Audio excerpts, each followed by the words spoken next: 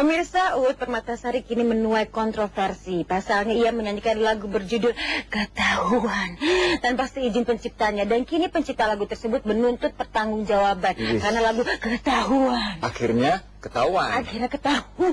Kenapa gitu sih ngomongnya? Biasa aja dong. Tapi nggak tahu deh, semoga bisa diselesaikan dengan cepat. Dan pemirsa, konser Ressa Herlambang di Malaysia beberapa waktu lalu mendapat sambutan yang cukup meriah. Dan percaya nggak sih kalau Ressa ini dicintai sekali oleh pihak Malaysia gitu, maksudnya semua warga sana. Kenapa sih lo? Abangnya kayak bangga banget, biasa dong lo. Ini kan kakakku, yuk kita lihat liputannya dulu. Hah? Serius lo? Kiprah Ressa Herlambang di dunia musik mulai menunjukkan gaungnya. Kini ia boleh berbangga hati. Pasalnya beberapa waktu lalu saat menggelar sebuah pertunjukan di negeri jiran Malaysia, pria yang lebih nyaman berpenampilan peletos ini mendapat sambutan yang cukup meriah. Dan nampaknya inilah awal bagi pria yang juga gemar menari ini untuk dapat berkarir di dunia internasional. Bahkan dalam waktu dekat, Ressa bakal bertolak ke Hong Kong untuk menunjukkan kebolehannya berolah vokal. Yang pasti tawaran manggung di negeri orang sungguh tak pernah terlintas di dalam benaknya bakal datang sedemikian cepat. Dan berikut ungkapan kebahagiaan pria yang pernah menjalin hubungan cinta dengan Nia Ramadhani ini kepada tim Insert. Ya, start yang gemilang. Saya rasa itu jawaban yang baik. Tapi secara tidak langsung kita tidak pernah terpikirkan bahwa secepat ini, karena album ini baru keluar kurang lebih mau 3 bulan. Dan yang paling berharga adalah mereka stand applause. Mereka tepuk tangan sambil berdiri. Itu jarang sekali ditemui di kita.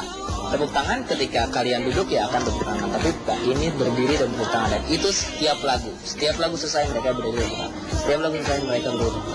Kalau saya bawa, terus rencana juga saya akan ke Hong Kong untuk nyanyi Indonesian Day di sana, menghibur anak-anak KBRI, terus TKI di Hong Kong tanggal 9, 10, 11 bulan depan September. Nampaknya Ressa kian larut dalam dunianya. Sejak kisah kasihnya dengan Nia Ramadhani kandas begitu saja, hingga kini Ressa belum juga terlihat menggandeng seorang kekasih hati. Disinggung soal dirinya yang masih menjomblo dan hubungannya dengan Nia, berikut jawaban pelantun janji putih ini.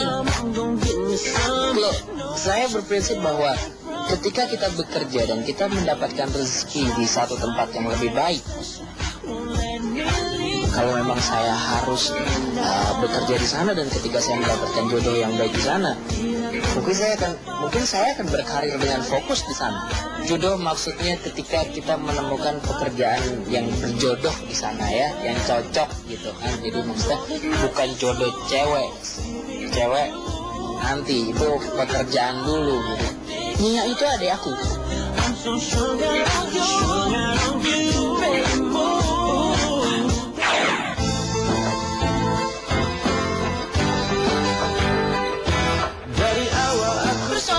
Menjiplak dalam menulis lagu bisa-bisa saja terjadi.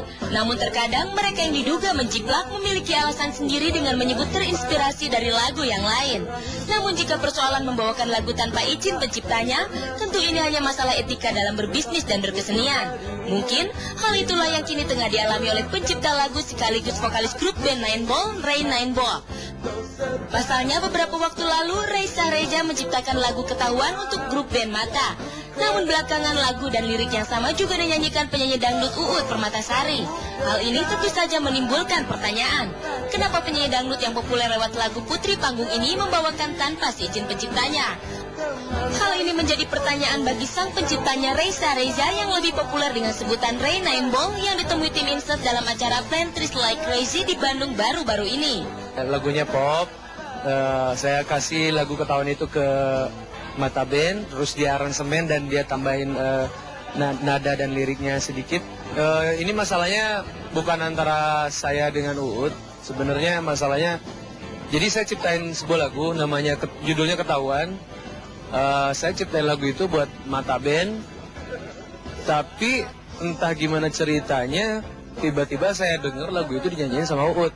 Nah, dari manajemen Uut itu nggak ada pemberitahuan sebelumnya, terus ya tiba-tiba aja lagunya meledak dan saya nggak tahu, oh jadi dibawain sama Uut lagunya. Aturannya sih ya mungkin ada pembicaraan antara Uut, manajemen Uut dan Mata, tapi itu saya nggak tahu. Yang jelas ya saya sih pengennya ada pertanggungjawaban dari manajemen UUD kah terhadap saya sendiri karena saya ciptain lagu itu. Pada awalnya lagu tersebut tidak menimbulkan masalah. Namun ketika video klip yang digarap Mata Band ditolak beberapa stasiun TV mulai menimbulkan persoalan. Ada ceritanya saya dengar si Mata Band ini ditolak klipnya oleh beberapa stasiun televisi apa radio gimana. Kalau ya mereka bilang itu lagunya UUD yang lagu dangdut yang dibikin pop gitu. Kini semua persoalan sudah mencuat ke permukaan. Sebagai pencipta yang memiliki hak, tentu Ray menginginkan jalan terbaik dari persoalan ini. Lantas, apakah harapan Ray terhadap manajemen UUD Permatasari atas kasus ini? Ya minimal ada pembicaraan lah terhadap saya gitu. Saya tidak mengharapkan hal yang terlalu gimana, mau menuntut UUD apa gimana.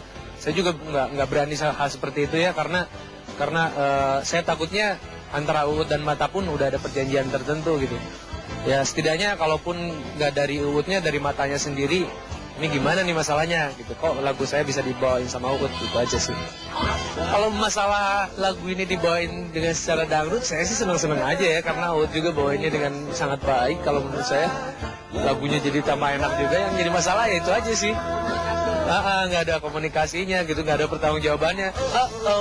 Kamu ketahuan pacaran lagi dengan dirinya, teman baikku itu.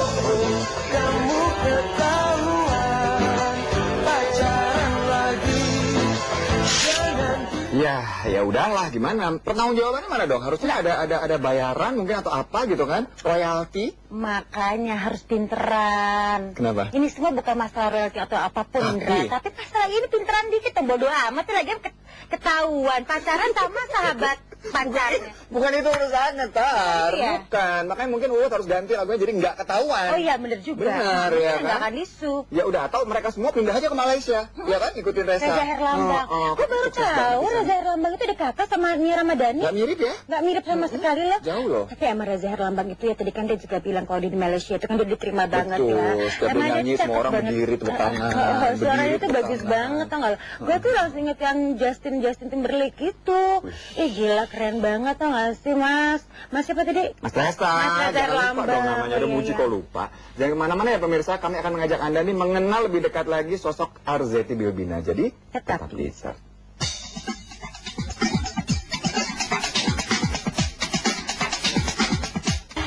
Nah dia, ini maksud saya adalah Arzetti Bilbina ya, salah satu top model tanah air nih, serta tentu saja seorang ibu yang sangat-sangat tidak diragukan lagi kepintarannya. Ya, betul sekali. Dan kali ini kita akan melihat seseorang yang sangat baik ini ya, ramah juga orangnya. Dia akan berbicara tentang sesuatu yang sangat penting. Penasaran kan soal apa? Kita tanya langsung saja sama Mbak Zetti. Silakan Mbak.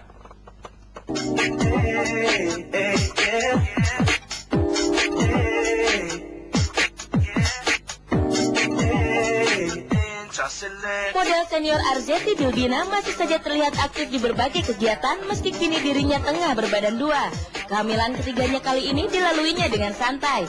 Wajahnya terlihat tak kenal lelah dan senyum manis itu tetap mengembang kalau tim Inset tak sengaja bertemu ibu dua putra ini di sebuah tempat. Nggak sengaja ya kita ketemu di sini, padahal aku cuma beli bensin loh. Ya gini deh aktivitasnya setiap hari yang banyaknya di mobilnya benar-benar di luar gitu. Mau nggak mau kan mesti kemana itu muter aja. Sampai akhirnya muter-muter Jakarta ketemu Mbak lagi, nggak sengaja banget ya.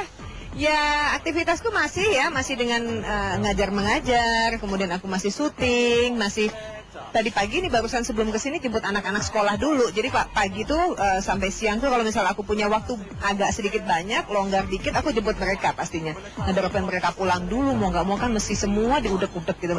Semua harus aku bisa tanganin sendiri ya. Buat kita ya dengan adanya anak ketiga itu bukan berarti aku jadi terhambati aktivitasnya, malah semakin membuat aku semakin sibuk dan itu buat aku enjoy, happy menjalani yang namanya kehamilan gitu. Jadi nggak ada yang ngerasa saya capek dengan hamil, justru dengan aku hamil aku semakin sibuk dan alhamdulillah sekali.